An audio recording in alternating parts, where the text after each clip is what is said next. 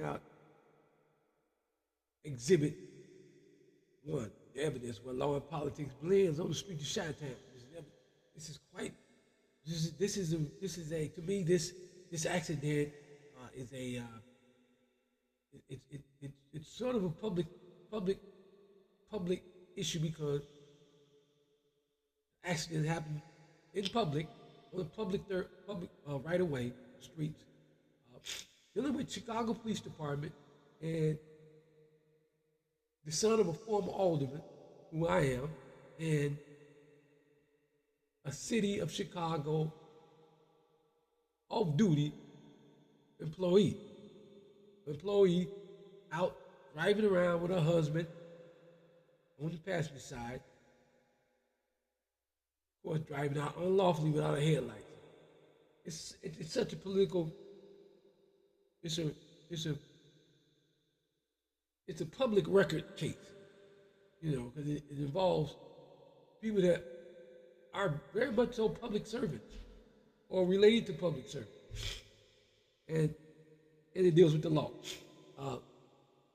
But when I point out, go back to the law part of it, the statute of it, the Illinois Vehicle Code, which I point out is unlawful. In Chapter 625, Illinois Compiled Statute, Article 5, Section 12-101. In scope of effect. This scope of effect is the intent and purposes of a statute that was enacted by the General Assembly of Illinois, the Illinois General Assembly in Springfield. In every statute, the first section will explain, describe, to a degree, what the following statute mean.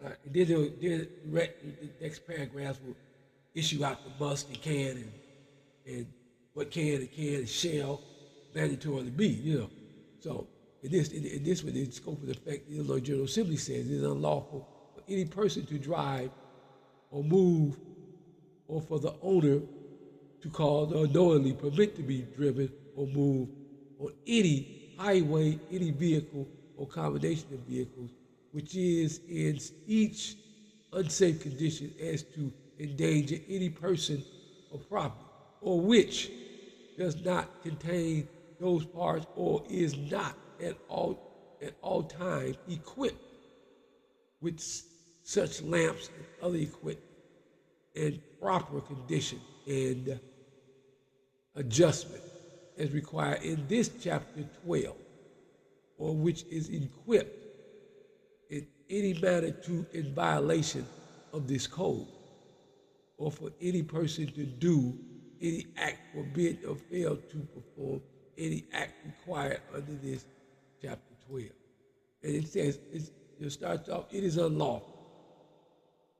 That's what it starts off with, this is unlawful. Okay? So, and then you go to the next section here, section 201, Illinois Compiled Statute 625, Article 5, Section 12-20, Paragraph 201. Okay, now this Article 2 says lights and lamps. Okay, it says, when equipped upon any highway in this state, every motorcycle should at all times be equipped to exhibit at least one lighted lamp. Now that's paragraph A is for that. But then you go to paragraph B. Paragraph B, all other motor vehicles shall exhibit. Now this is what we're talking, this is related to Quinshana Jackson. And all vehicles other than motorcycles. So exhibit, this is the section that I have used as a threshold to claim, to file my claim. Okay, they'll exhibit at least two lighted headlamps with at least one on each side of the vehicle. Oh man, come on, man. Oh, come on, man. Oh yeah, okay. And you know, we, yeah, okay, it said the lamps doing high end. This applies to that. It applies to motorcycle. You know, this applies to motorcycle. Okay, then you go to paragraph B. All other motor vehicles shall exhibit at least 2 lighted headlamps with at least 1 on each side of the vehicle. The frontmost of the vehicle, which satisfies the United States Department of Transportation.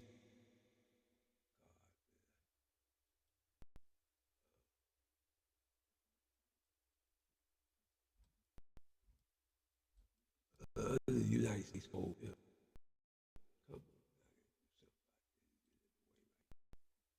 Okay.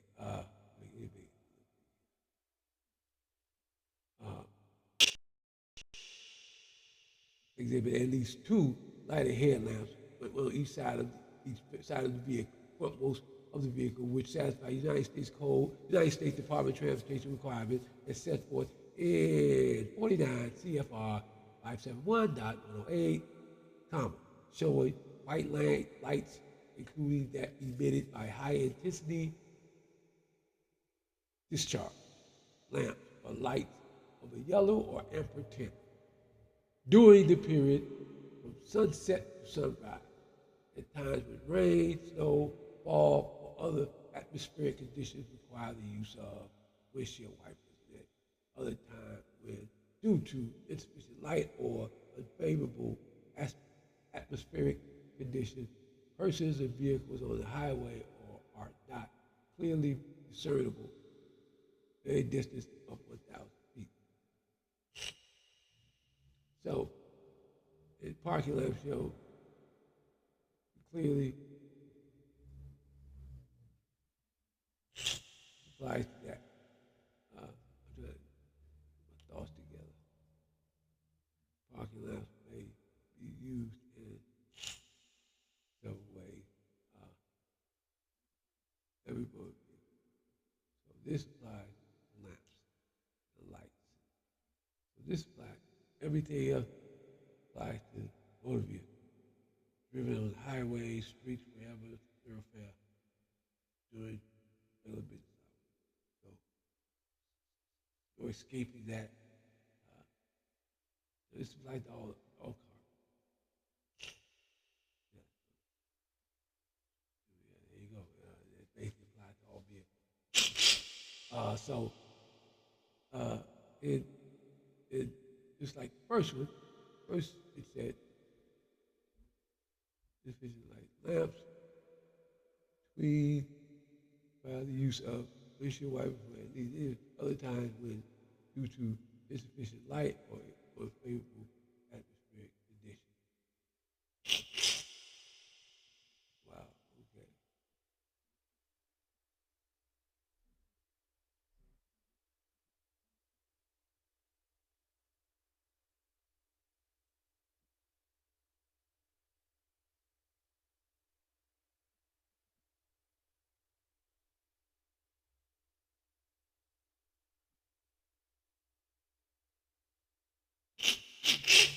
Yeah. Oh, there we go. Okay. Oh, lamps. Okay, let's get back there. All other motor vehicles shall exhibit at least. Come on, man. Damn. Damn. Out of here, man.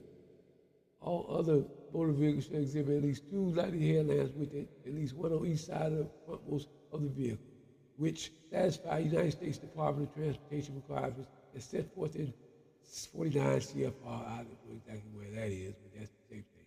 Discharge, high intensity discharge lamps or lights of a yellow or amber tint during the period from sunset to sunrise, at times when rain, snow, fog, or other atmospheric conditions require the use of windshield wipers. And all the time. So, yeah, there we go. That applies to her vehicle as well as anybody else's vehicle driving between the hours of sunrise and sunset, and which headlamps are required. It's not may or can, it's must. And it very much so says it shall.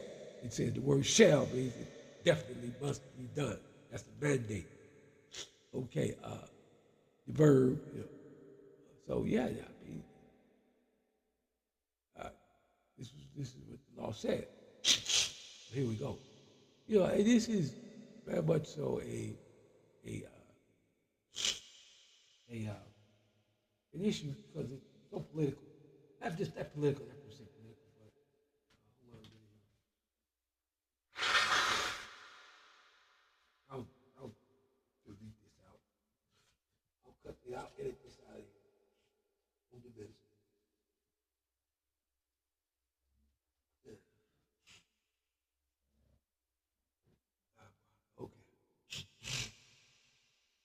Okay. Okay. And on the minister.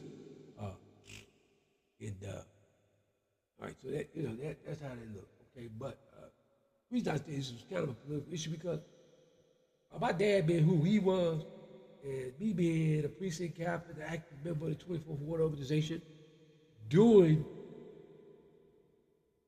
my dad's term as alderman, and an active political volunteer in the 24th Ward since I was 5 years old, from the age of 5 years old to actively between the age of 5 and 32. Uh, yeah, and then throughout my life, even after that, I volunteered on election day. So even one of the pictures, I worked polling places quite a bit. So for election day, I've always exercised my right to vote. But anyway, every citizen of the United States is a registered voter, is a political representative, has a political definition by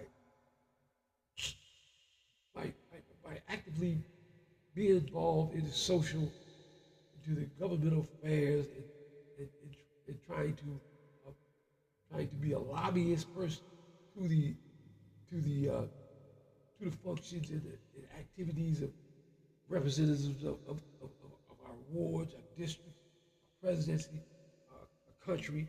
So every citizen has a political role to play, regardless if you're an elected official or not. In the United States, you have a political role to play. You are involved in politics. You're just not an elected official. But every American citizen as a registered voter is concerned about which direction this country goes in. The representatives of government perform their duties, perform acts and omissions toward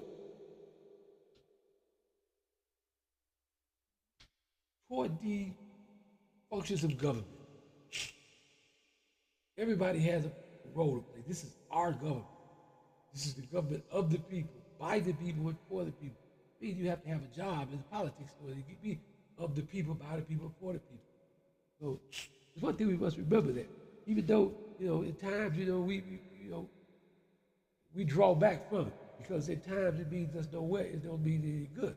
Sometimes we just can't just live with politics all the time. Not healthy.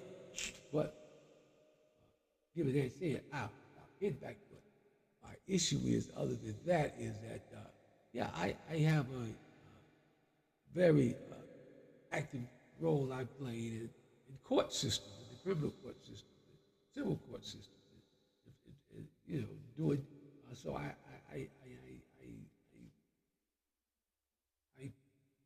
being you have a right to represent yourself. You can't if you have some legal expertise. You can represent yourself in court. No law says you can't. Uh, you are if you have common sense and the ability, the talent to read, write, and perform.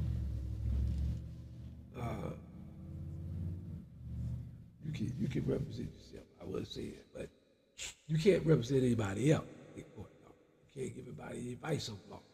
You can't say I'm a lawyer. You're not. So, but you can't help people that don't know anything about it.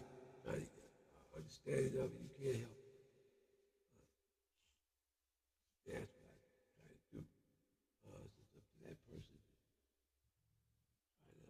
learn from me, learn from people like me. That's it. Oh, yes. Dave Conrad means bold and wise counselor. It's not your friend, not your soldier. Conrad with an N and not an M in the middle of it. Conrad means bold and wise counselor. Counselor is a lawyer. Definition of a lawyer. I tend to try to live up to that name. Conrad. So that said, what we're trying to do here is point out that we read a chapter in law, try to take the A parts of speech in English language, and what we're trying to do here is try to show you, trying to go about making help myself get a ruling on my behalf, way for it benefit me. Yeah. So I'm trying to help myself and help others too. Yes.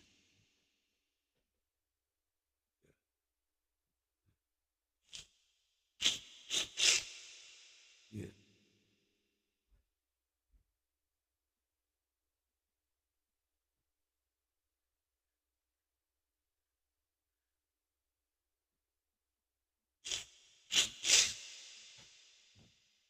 Well, yeah.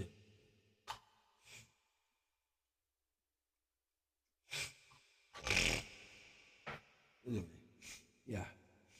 So, uh, so I'm gonna go back to a point about I'm trying to make is about the history of in Chicago, my experiences in the city with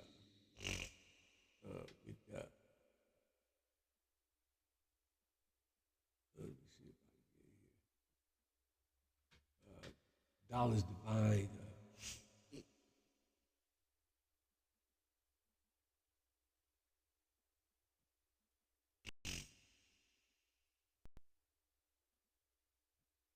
Come on, man.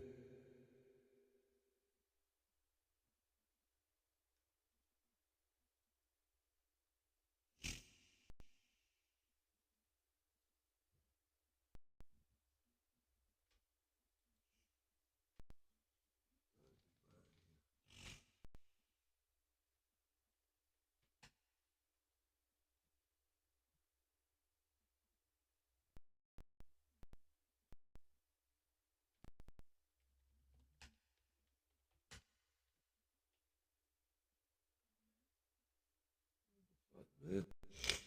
What I do?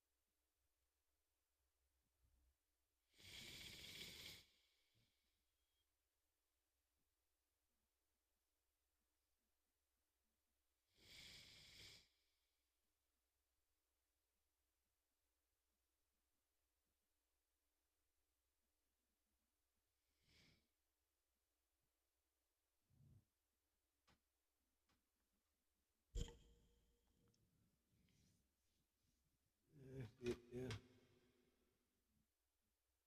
You just divide there. That's a